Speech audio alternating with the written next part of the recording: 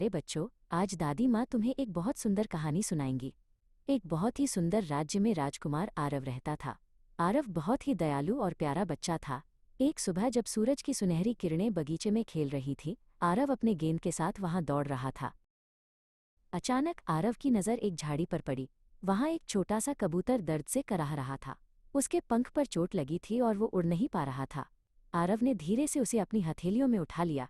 वो कबूतर बहुत डरा हुआ था, लेकिन आरव की आंखों में प्यार देखकर वो शांत हो गया। आरव दौड़कर अपनी माँ रानी सुमित्रा के पास गया। उसने कहा, माँ, देखो इस नन्हे पक्षी को चोट लगी है। क्या हम इसकी मदद कर सकते हैं? रानी सुमित्रा आरव की दयालुता देखकर बहुत खुश हुई। उन्होंने उसे गले लगाया और कबूतर की देखभाल करने में मदद की। आरव ने उस कबूतर का नाम गुटरू रखा। उसने बड़ी सावधानी से गुटरू के घायल पंख पर मरहम लगाया और एक छोटी सी पट्टी बांधी। वो सारा दिन गुटरू के पास बैठा रहता और उसे धीमी आवाज में कहानियां सुनाता ताकि वो डरे नहीं। दोपहर में जब राजा विक्रम आरव को बुलाने आए तो उन्होंने देखा कि आरव अपनी पढ़ाई छोड़कर पक्षी की सेवा कर रहा है। राजा ने पूछा, आरव, क्या तुमने आज का पाठ पूरा किया? आरव ने बिना डरे सच बोला, नहीं पिताजी, गुटरू को मेरी जरूरत थी, इसलिए मैं पढ़ाई नहीं कर पाया। राजा विक्रम आरव की सच्चाई सुनकर बहुत प्रसन्न हुए। उन्होंने कहा, पुत्र, सच बोलना सबसे बड़ा साहस है। तुमने गुटरू की मदद की और सच भी बोला, यह जानकर मुझे गर्व है।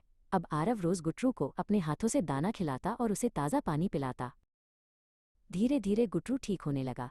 रानी सुमित्रा ने देखा कि गुटरू अब अपने पंख फड़फड़ाने की कोशिश कर रहा है। आरव उसे महल की बालकनी में ले जाता और उसे पंख फैलाने के लिए प्रोत्साहित करता। गुटरू भी आरव को देखकर अपनी गर्दन हिलाता। एक दिन आरव ने गुटरू को अपनी हथेली पर बैठाकर ऊंचा उठाया और कहा, जाओ गुटरू, अब तुम ठीक हो गए हो। आसमान तुम्हारा घर है। गुटरू ने एक बार आरव की तरफ देखा, जैसे वो उसे धन्यवाद कह रहा हो, और फिर उसने अपने पंख फैलाए। गुटरू को ऊंचे आसमान में उड़ता देख आरव की आंखों में खुशी के आंसू आ गए। राजा विक्रम ने आकर आरव के कंधे पर हाथ रखा और कहा, देखा आरव, दया का फल कितना मीठा होता है। तुमने न केवल एक जान बचाई, बल्कि उसे उसकी आज़ादी भी वापस दी।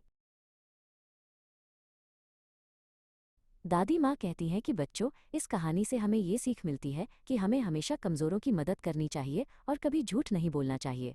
जो बच्चा दयालु और सच्चा होता है, उसे पूरी दुनिया प्यार करती है, ठीक राजकुमार आरव की तरह।